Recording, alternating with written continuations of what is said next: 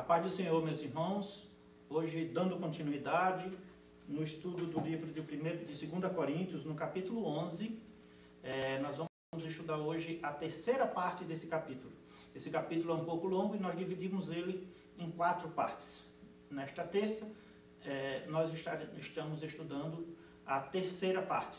Já fizemos a primeira e a segunda.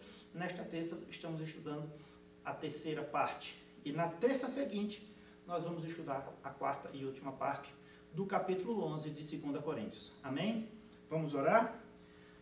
Senhor, meu Deus e meu Pai, muito obrigado, Senhor, por este momento, Senhor. Nos orienta, nos dá a Tua orientação, vinda do Espírito Santo de Deus. Que não seja eu, que eu não sou nada, não sou ninguém. Perdoa meus pecados, minhas transgressões. Às vezes, Senhor, que fiz aquilo que não agradou Teu coração, Senhor. Muito obrigado, Senhor, porque Tu és bom, Tuas misericórdias duram para sempre. Abençoa esta palavra, Senhor. Faz com que cada um dos meus irmãos que vão assistir possam receber de Ti, Senhor, em nome do Senhor Jesus. Amém. Então, irmãos, indo direto ao ponto, hoje nós vamos estudar, nós vamos refletir sobre os versículos do 16 ao 20 do livro de 1 Coríntios. No 2 Coríntios, livro de 2 Coríntios, no capítulo 11. Aqui fala dos sofrimentos de Paulo por amor ao Evangelho. No final ele fala sobre isso, mas nesses versículos ele fala especialmente sobre a questão da insensatez e como os coríntios estavam recebendo orientações dos falsos apóstolos contra o próprio Paulo. E aqui ele fala sobre essa questão, nesses versículos de 16 ao 20, nesses 5 versículos. Então vamos ler os versículos. 2 Coríntios 11, dos versículos 16 ao 20. Diz assim: Outra vez digo, ninguém me considere insensato. Todavia, se o pensais, recebei-me como insensato, para que também me glorie um pouco. O que falo, não o falo segundo o Senhor, e sim como por loucura, nesta confiança de gloriar-me. E, posto que muitos se gloriam segundo a carne, também eu me gloriarei.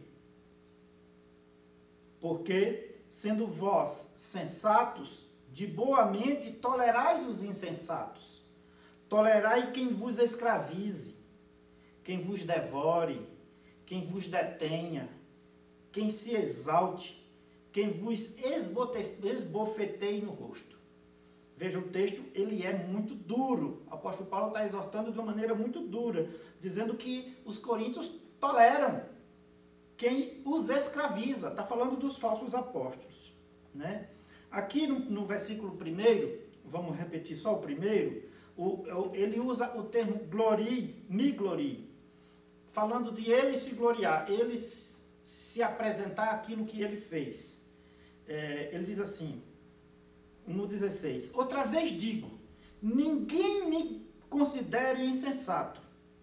Todavia, se o pensais, recebei-me como insensato, porque para que também me glorie um pouco. Em outras palavras, os irmãos estão vendo que ele está usando de sarcasmo. Ele diz assim, olha, ninguém me considera insensato, mas se é assim que vocês pensam de mim, então me considere mesmo insensato, me considere mesmo como louco, porque aí eu posso ter a oportunidade de me gloriar e mostrar exatamente as coisas que eu já fiz pelos coríntios e pela igreja. Ele diz assim, em outras palavras, ele diz, se vocês me consideram louco, se vocês me têm como um insensato, então me tenham mesmo como louco. E a partir disso eu posso, como louco que vocês estão me considerando, me chamando de louco, me chamando de insensato, então vou usar disso para eu explicar algumas coisas, chamar a atenção de vocês para algumas coisas aqui importantes. Ele estava rechaçando, irmãos, os falsos apóstolos, que o criticavam e dizia que Paulo se gloriava de que tinha fundado a igreja de Corintos, que conhecia da palavra, e ele chamando Paulo de louco. E Paulo diz, vocês estão me chamando de louco? Então deixa eu ser louco aqui um pouquinho e eu explicar algumas coisas para você. E ele fala assim, me gloriar, mas não no Senhor. Ele fala aqui no texto, que eu me glorie um pouco naquilo que por determinação de Deus eu fiz para Coríntios. E ao longo do restante do capítulo ele vai mostrando isso aqui, né? Ali no 17, no versículo 17, ele vai explicar e aprofundar isso. Mas é como se ele dissesse, se vocês estão me chamando de louco, de insensato, agora eu vou utilizar disso que vocês estão me chamando, para que eu mostre as razões desse fato de que vocês estão me chamando de louco e de vocês estão chamando de que eu me glorio a mim mesmo. Ali no 17 ele fala, o que falo? Capítulo 11, versículo 17. O que falo? Senhor, e sim como por loucura, nesta confiança de gloriar-me. Isso aqui significa que ele não estava fazendo, quando ele, todas as vezes, irmãos, que o apóstolo Paulo diz, não no Senhor, não o Senhor, ele está dizendo um pouco da opinião dele, que não necessariamente era doutrina, mas ele estava dizendo que ele tinha o direito, pela experiência de vida e pela igreja, por tudo que ele tinha feito, de dar aquela opinião. Que coisas que ele fez ali no seu ministério. E assim, já provas para todos de que ele não se gloriava em si mesmo. Paulo já fez, e ele já falou em vários momentos, que ele não gloriava em si mesmo, e ele dava várias tentações. Inclusive, na carta de Filipenses, no capítulo 2, a partir do versículo 5, ele mostra isso. Que Paulo diz que não é característico de um cristão se gloriar em si mesmo, um cristão tem que ser humilde. Como Jesus foi humilde. E ali nos Filipenses 2, no versículo 5 ao 11, ele mostra como Jesus foi humilde, como Jesus se humilhou perante todo o universo. Ele diz assim, Filipenses 2, versículo 5. Tende em vós o mesmo sentimento que houve também em Jesus Cristo, em Cristo Jesus.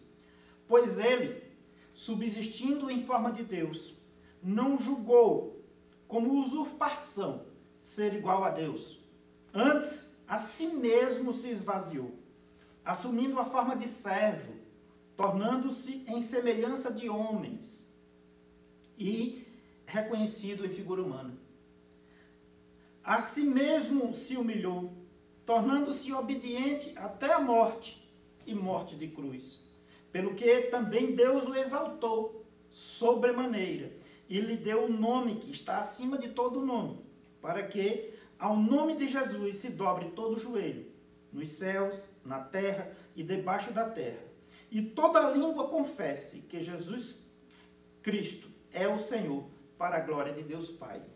Então, ali em Filipenses, ele mostra, olha, nem Jesus precisou se exaltar.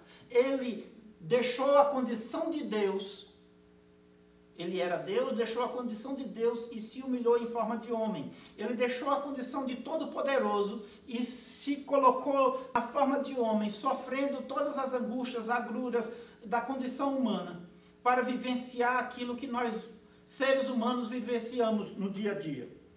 Para que ali ele pudesse resgatar tudo de volta ao princípio e pudesse nos dar o direito à salvação. Então, essa é a forma correta do cristão. E aí, quando Paulo fala de que está ali em 2 Coríntios, no capítulo 11, que está se gloriando, ele está dizendo, não estou me gloriando no Senhor. Porque no Senhor é assim. E no final desse capítulo ele vai dizer exatamente, explicar um pouco disso. Ali no 18, no versículo 18 e no 19, ele diz assim, ele fala, irmãos, a respeito do que os apóstolos se gabavam segundo a carne. se autoelogiavam de acordo com seus próprios padrões e, ao mesmo tempo, criticavam o apóstolo Paulo, porque o apóstolo Paulo exortava os coríntios, mostrando de que os coríntios, eles eram fruto do trabalho dele mesmo, do apóstolo Paulo. Então, no 18 diz assim: e, posto que muitos se gloriam segundo a carne, também eu me gloriarei, porque, sendo vós sensatos, de boa mente, tolerais os insensatos. Ele, em outras palavras, ele diz assim: vocês estão dando ouvidos a esses insensatos, esses que se gloriam segundo a carne, e me criticam, porque eu digo coisas para exortar vocês, para organizar, para colocar vocês no prumo, para colocar a igreja de volta à sã doutrina, e vocês ouvem, dão ouvido aos falsos apóstolos. E por que vocês fazem isso?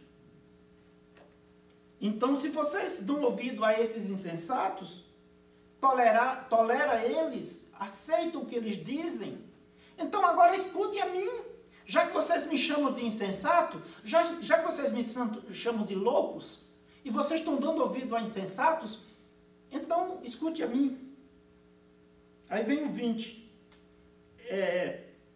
que ele diz assim, a parte mais dura desse trecho, que é assim: tolerais quem vos escravize, quem vos devore, quem vos detenha, quem se exalte, quem vos esbofeteie o rosto, no rosto. Então ele diz: vocês estão tolerando quem quer escravizar vocês. Então estão tolerando aqueles que querem subjugar vocês, que querem escravizar, que querem esbofetear seu rosto.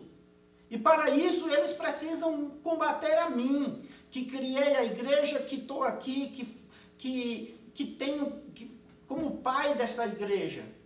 É necessário me tirar da frente para que eles possam dominar vocês. Vocês não estão percebendo que o fato de eles dirigirem críticas a mim é para me tirar da frente para que eles possam dominar vocês sem nenhuma restrição. É exatamente isso que ali ele fala.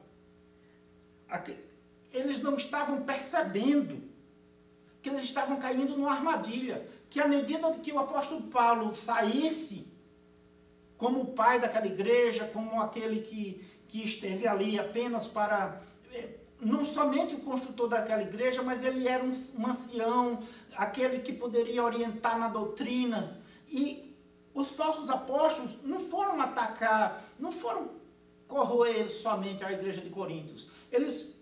Uma atitude deles, que é a armadilha que os coríntios estavam caindo, é afastar o apóstolo Paulo como uma autoridade espiritual da igreja, porque aí eles poderiam corromper a igreja toda. É essa fala do apóstolo Paulo. É essa fala que ele traz. Então, irmãos, para os dias de hoje, esse estudo são apenas 5 versículos, mas para os dias de hoje é importante refletirmos sobre isso. Refletirmos não só sobre quem é líder das igrejas, mas quem vai atacar a sã doutrina. Quem está atacando a sã doutrina.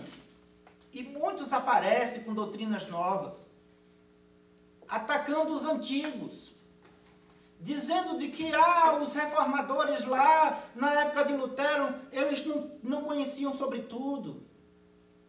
Agora a gente pode voltar ao judaísmo. É uma coisa que muito ocorre hoje em dia na igreja. Vamos praticar o judaísmo, vamos usar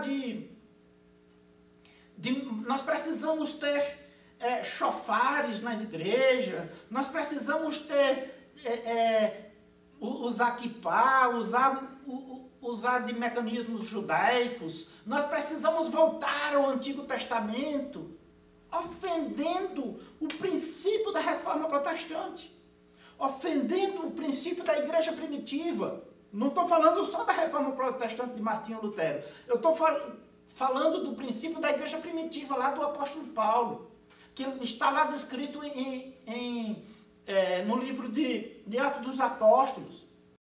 Mas, irmãos, eu digo com toda clareza, esses falsos apóstolos são aqueles que querem voltar, que a igreja cristã abandone a cruz e volte ao judaísmo. E o alerta é esse. O alerta é esse. Esses falsos apóstolos que estão chegando e estão dizendo, não, para ser cristão é necessário praticar a lei, é necessário agir dessa e daquela forma, e se agarrando a doutrinas falsas, e mais, criando peso para os irmãos, criando situações que não estão na Bíblia, e a igreja se amoldando a esse tipo de doutrina, neo, falam muito em igreja neo de novo, neo vem com uma palavra bonita como novo, mas irmãos, a igreja, ela tem que viver em novidade de vida, como diz a palavra, mas ela não tem que viver de modismos.